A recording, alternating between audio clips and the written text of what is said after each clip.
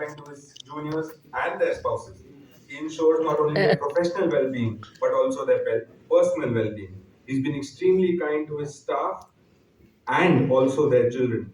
Today, besides his three sons, the children of all his staff are well educated and some of them are practicing lawyers. They truly given back to the system. Since Mr. Mehta brought up Tabassum, I was reminded of Mr. Makbul and his travels to Thailand. As an avid traveler, he has successfully traveled to 3 countries by himself. Thereafter, he has accompanied ma'am to 50 other countries. Humor is an integral, essential, and important part of our court system. The great intelligent minds of our system, both on the bar and the bench, have often broken tense moments and exchanges with gentle jokes and intelligent quips, most of which get forgotten very quickly. Mr. Makbul has taken great pains to collect, organize, and compile them in this book. This book actually introduces some of the great legal minds to young lawyers. I now request Mr. Makbul to give the vote of thanks and address this august gathering.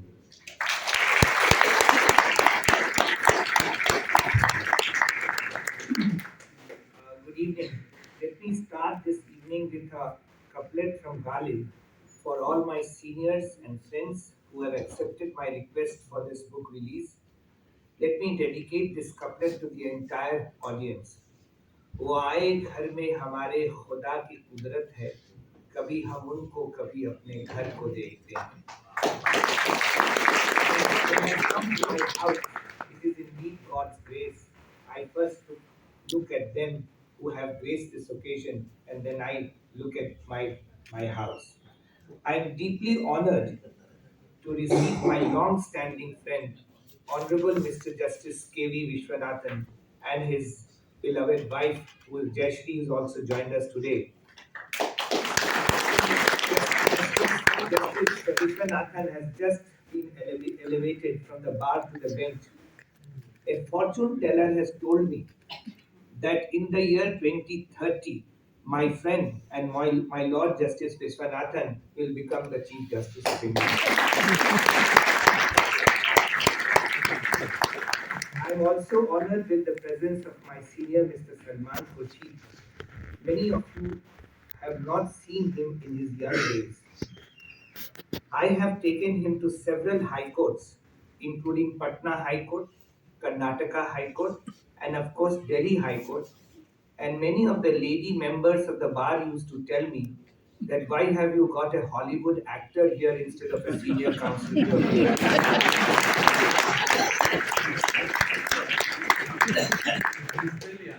It is also an honor for me to thank my friend Mr. Tushar Mehta, learned Solicitor General for India, who has graced this occasion today. I have kept a separate couplet for him, which which I will be showing along with my slides. In my long years, I had a long list of senior advocates with whom I interacted, and I also saw their live wit in the courtrooms. My special thanks to my senior friends who have contributed to my book, like Mr. Yusuf Hatim Muchala, Justice Aftab Alam, Justice O.P. Garg, Mr. Raju Ramachandran is with us today, Mr. V. Sudhish Pai, Dr. Abhishek Manu Singhvi, Mr. Vikas Singh, Mr. Huzaifa Ahmadi, Mr. Sanjay Hegde, and Mr. Raju Z. More, who have contributed with very interesting anecdotes in my book. The book is divided into four parts: anecdotes from legal luminaries, weird cases, law and Urdu poetry, Urdu couplets cited in judgments. I am very thankful to Mrs. Ranjana Bobde, advocate, wife of late Mr. Vinod Bobde, and her son Mr. Arjun Bobde, for sharing the caricatures drawn by Mr. Vinod Bobde, which has added special color to this book.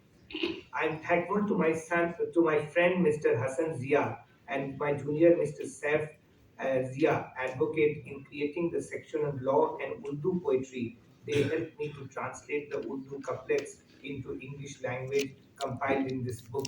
In fact, Mr. Hassan Zia used to be my ghost writer when I had contested my students' union election in Aligarh Muslim University. I am special. I must give my special thanks to my many staff members and my juniors who helped me in compiling this book. My very special thanks to my publisher, Mohan Lahaus and Mr. Vinay Ahuja. For him, I must dedicate this couplet. सींचा है इसे खून से हम तिश्ना लबों ने तब जाकर इस अंदाज का मैं खाना बना है it is the blood given by the thirsty to which the tavern owes all its grandeur. The book will introduce many of the legal luminaries of our country to the junior members of the bar. I do not want this occasion to be a book release with all its solemnity, but I wish to share some interesting anecdotes with some of the slides which I have got it for you today.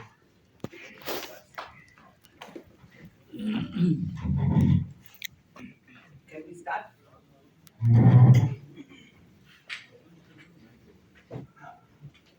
You need that mic, or I'll stand it. Yes, sir.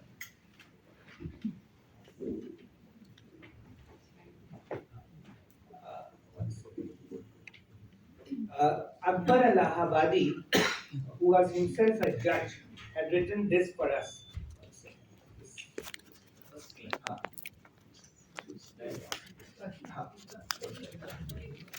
पैदा हुआ वकील तो शैतान ने कहा लो आज हम भी साहिब औलाद हो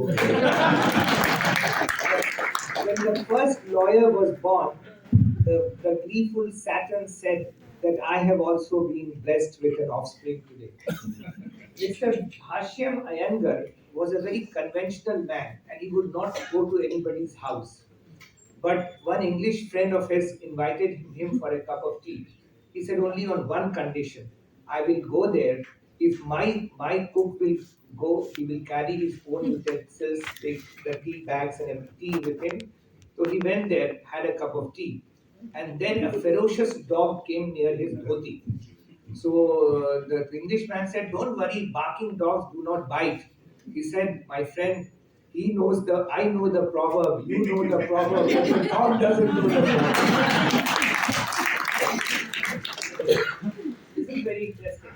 During the British days, Mr. Raj Bihari Ghosh, there was a magistrate who used to come in the court and used to smoke. And Raj Bihari was a knighted person, he had studied in England. He got very annoyed. But the magistrate would not listen to him. So one day he went to the court, took a bottle of wine, and sat in front of the magistrate. The magistrate said, Mr. Counsel, what are you doing? He said, what are you doing? By that time he had lighted his cigarette.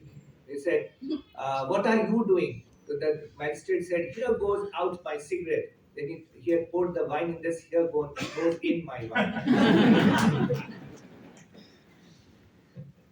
Sir Raj Bihari Ghosh was once appearing for a very rich princely state. The judge asked him, where had all the money gone?